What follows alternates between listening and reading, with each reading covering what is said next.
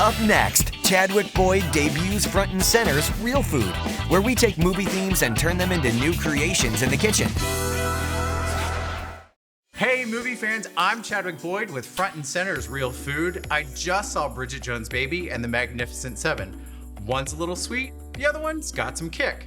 It inspired me to get in the kitchen with the cool kids of the grocery store. Sriracha, any brand will do, coconut oil, delicious golden honey, and some fresh ginger.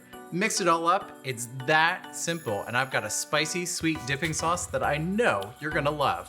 After the break, I've got a recipe just for you. Hey everybody, welcome back to Real Food. I'm Chadwick Boyd. We're talking spicy and sweet, inspired by the movies.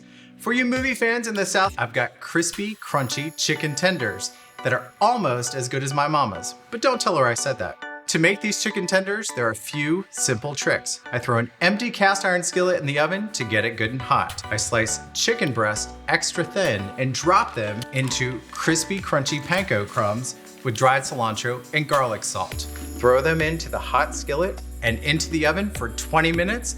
They come out golden and delicious.